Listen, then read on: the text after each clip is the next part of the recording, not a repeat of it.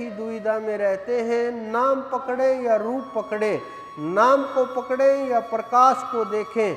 इसी दुविधा के अंदर बहुत सा समय निकल गया, बहुत लंबा समय निकल गया, 5-5, 7-7 वर्ष निकल गए कि पहले रूप पकड़े, नाम पकड़े, कि पहले प्रकाश को देखें, शब्द को देखें, शब्द पकड़े नाम छूट जाता है, नाम को पकड़े तो ध्यान छूट जाता है, रूप छूट जाता है।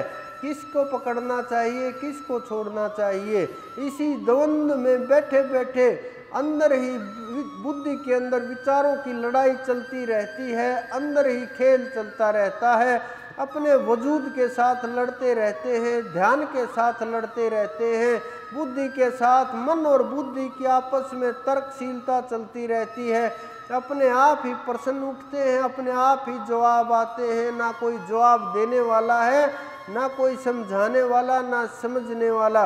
और जो मैं ये चीज़ें बोल रहा हूँ, ये आप जब ध्यान से सोचोगे, सुनोगे, बार बार इसको अनुभव करोगे, बार बार इसके ऊपर प्रयास करोगे, तो आपको ये चीज़ें खुद में अनुभव होने लगेंगी, खुद पता चलने लगेगा कि आप कहाँ अटके हुए हो, किस पॉइंट के ऊपर फंसे हुए हो, कैसे मार्ग खुलेगा, कैसे चढ़ाई होगी।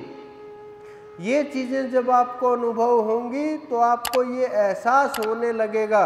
इसका बड़ी सामान्य सी चीज़ें हैं, बहुत सामान्य चीज़ें हैं, लेकिन हमने ये इतनी बड़ी बना दी कि गुरु का ध्यान करें, ईश्वर का ध्यान करें, मूर्ति का ध्यान करें, देवी देव का ध्यान करें, माता पिता का ध्यान करें, प्रकृति का ध्यान करें। अनंत अनंत प्रकार के विचार उत्पन्न होते हैं, लेकिन कहीं भी शंका का समाधान नहीं है। गुरु का ध्यान करें, वहाँ विश्वास नहीं होता, वहाँ विश्वास डामाडोल हो जाता है। कहीं कल गुरु ने कुछ ऐसी हरकत कर दी, फिर हमारा भी नाम खराब हो जाए, गुरु पूर्ण है नहीं है, क्या पता ये कैसे हैं, क्या है। अनेकों अनेक प्रकार के सवाल दिमाग में घूमते हैं, अनेकों अनेक प्रकार के विचार दिमाग में घूमते हैं, बार बार शंकाएं पैदा होती हैं। परमात्मा का ध्यान करें किस प्रकार से, क्योंकि उनका रूप देखा नहीं, अनंत अनंत रूप हैं, अनेकों अनेक बना दिए। एक किसी का भी नाम लीजिए, किसी योगी का नाम लीजिए, महायोगी का नाम लीजिए, शिव जैसे योगी का नाम लीजिए, जिनका अनेकों अनेक मूर्तियाँ बना दी गई, अनेकों अनेक प्रकार के फोटो बना दिए गए, अनेकों अनेक प्रकार की रचनाएं बना दी गई। इसी प्रकार से जिनको हम श्रेष्ठ मानते हैं, विष्णु जी को ले लीजिए, उनके भी अनेकों अनेक प्रकार की मूर्तियाँ बना दी गई। किस किस का ध्यान करें, कौन सी मूर्ति जागृत है नहीं है, कौन सा रूप सही है, कौन सा नहीं है, किसकी कौन सी पुस्तक को माने, कौन सी को पढ़े, किस ग्रंथ के को समझे, किस वाणी को समझे।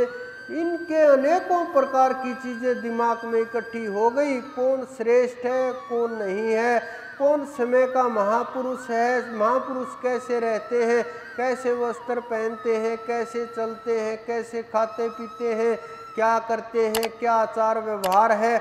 हम लोग अपनी मर्जी से मनमाफिक जवाब सुन करके ही खुश होते हैं। अगर सामने से कोई जवाब देना चाहे, समझाना चाहे, बताना चाहे, नहीं समझ पाएंगे, क्योंकि अनेक प्रकार की इतनी परतें जम गई हैं, इतनी प्रकार की धूल जम गई है, वो उखड़ने का नाम नहीं ले रही। इस कारण से बहुत ध्यान फैल गया, बहुत विचार फैल गए। तो लोग ये सोचते हैं कि सबको ही खुश कर देते हैं, कुछ पल किसी का नाम ले लेते हैं, गणेश जी से शुरू कर लेते हैं, वो शिव परिवार से हैं, और बोलते हैं गणपति जी को शुभ कार्य में सबसे पहले याद करना चाहिए। सबको याद कर करके सब देवी देवों को याद कर लेते हैं, और बाद में गुरु जी ने जो मंत्र दिया उसको थोड़ी देर याद कर लेते हैं, उनको भी प्रणाम कर लेते हैं और काम हो जाएगा।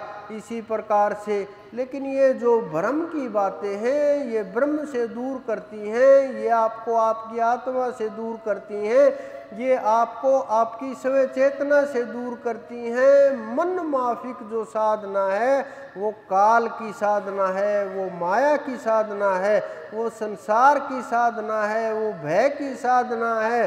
वो आपको वहाँ लेकर के नहीं जाएगी जहाँ के आप राही हो। जिस मार्ग पर आपने चलना है, जिस मार्ग पर चलते हुए आपको उस चेतना तक पहुँचना है, उस स्थिति तक पहुँचना है जब आप उसके अंदर मिट जाओ, मिल जाओ, एकाकार हो जाए, उस परम तत्व को पालो और अंदर में वो गूंज उत्पन्न हो, मैं ही ब्रह्म हूँ, मेरे अलावा इस संसार में कुछ नहीं। जब ये गूंज उत्पन्न होती है, हमारे अनंत अनंत महापुरुषों ने इसका वर्णन किया है, बखान किया है, खड़े हो करके बोला है।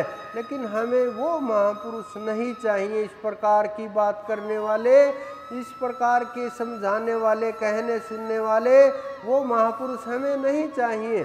हमें कौन चाहिए? हमें तो गोद लिए हुए खिलाने वाला, ना बोलने वाला, जिसने कुछ नहीं बोला, कुछ नहीं समझाया, कोई शिक्षा नहीं दी, कुछ उसकी तरफ ध्यान देने की आवश्यकता नहीं। मन माफिक उसको खिलाना पिलाना हो जाए, मन माफिक सारा उसके साथ व्यवहार हो जाए, उस चीज़ों को हम श्रेष्ठ मानने लगते हैं। लेकिन जो गीता के कृष्ण हैं, हम उनकी ओर ध्यान नहीं देते।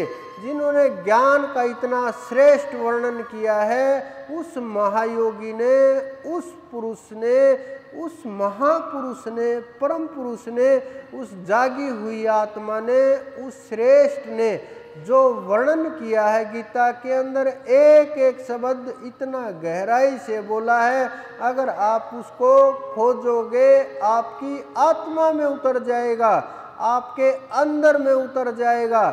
जितना आप खोजोगे उतना ही उसको और गहरा पाओगे और अंदर में पाओगे, और उसके अनुसार अपने जीवन को अंदर में उतारते चले जाओगे।